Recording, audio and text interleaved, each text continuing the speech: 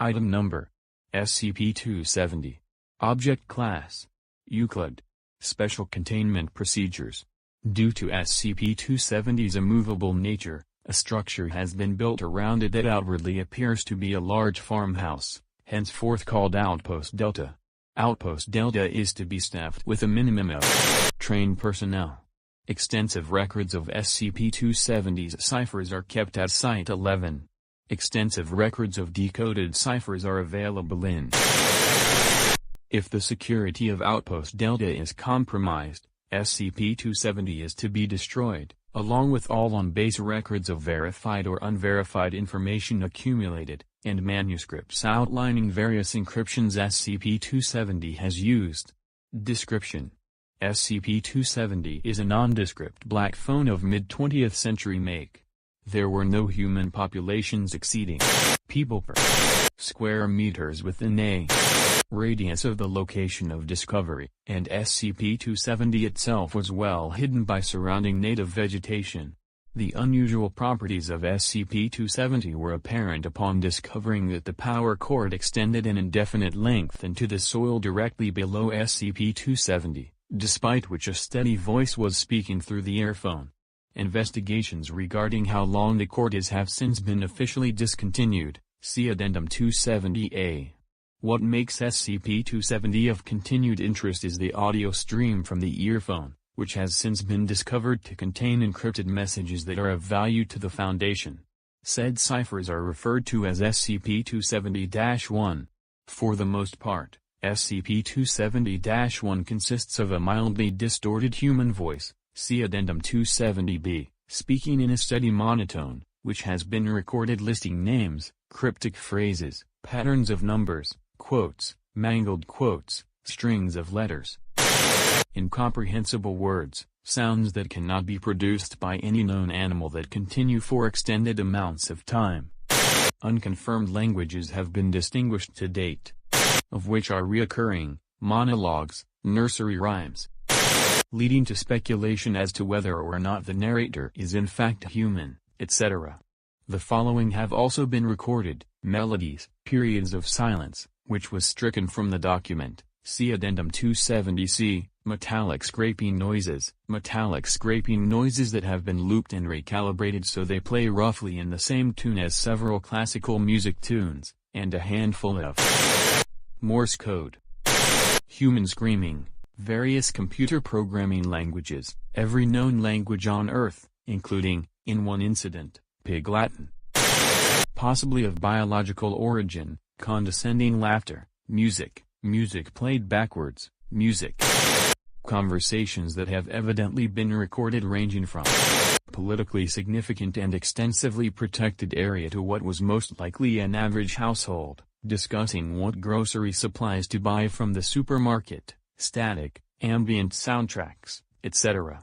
SCP-270 is otherwise a perfectly normal phone and is susceptible to damage as similar phones would be.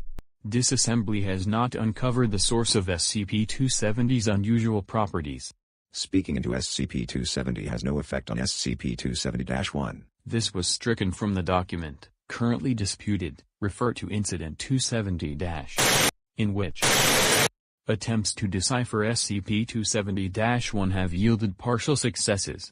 In one notable case, a complicated cipher proved to be an intensive description of an SCP's imminent attempt to breach containment. Evidence of such was found in the of SCP's containment. Containment breach was accordingly prevented. Decoded portions have alternately been startlingly useful to the Foundation, and immensely frustrating to both personnel working on SCP-270-1 and Foundation officials. For example, 1. Our study of what seemed to be a significant cipher proved to translate into a long and painstakingly thorough list of extremely unofficial synonyms for a human.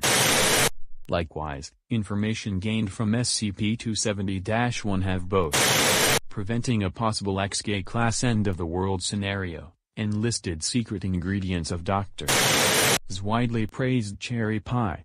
As it is impossible to determine how useful portions of SCP-270-1 will be, personnel are advised to choose whatever segments of SCP-270-1 they deem to be most promising.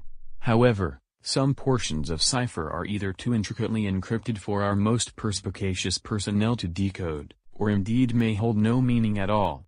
Attempts to decode SCP-270-1 are continually ongoing. See Addenda 270-D and 270-E, Addendum 270-A.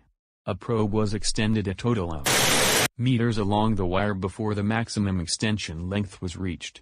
The matter has since been declared not of sufficient interest to merit a more thorough examination.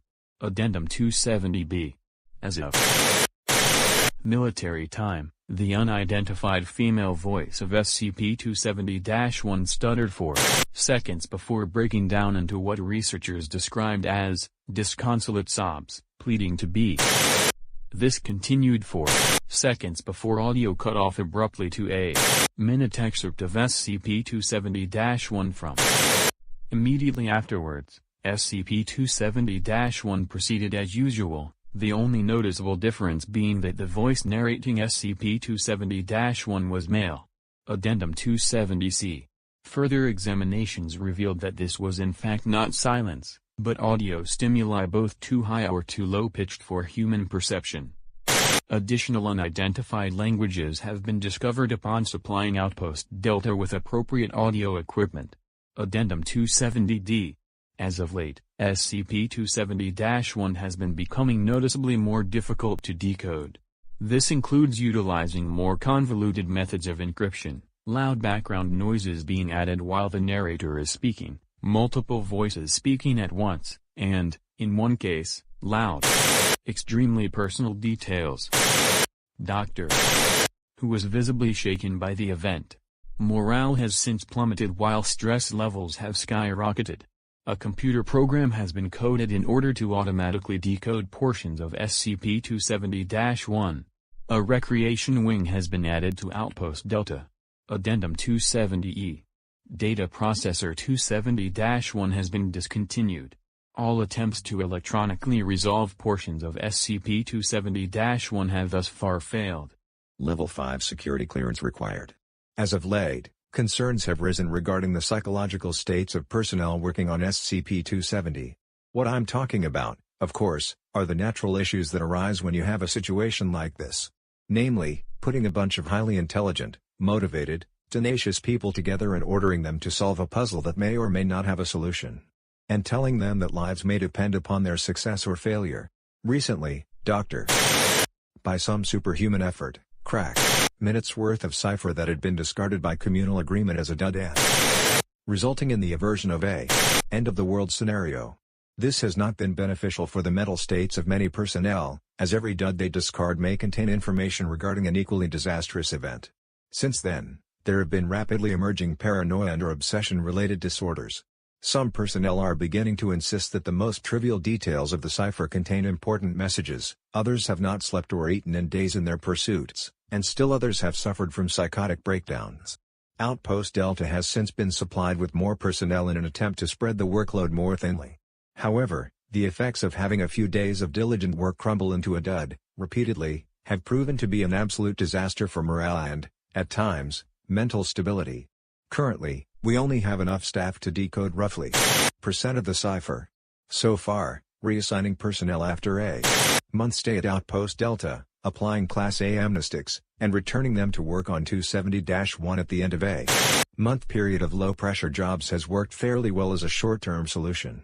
This, however, requires a rather large number of personnel to be continually circulating in and out of Outpost Delta to maintain the minimum amount of staff required to decode the greater portion of what comes out of SCP-270.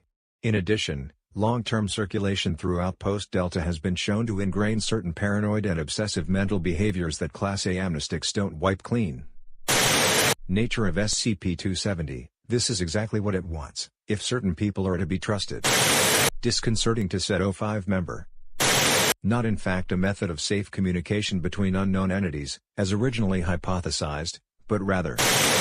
I request for this matter to be discussed more in depth sometime in the near future. Dr.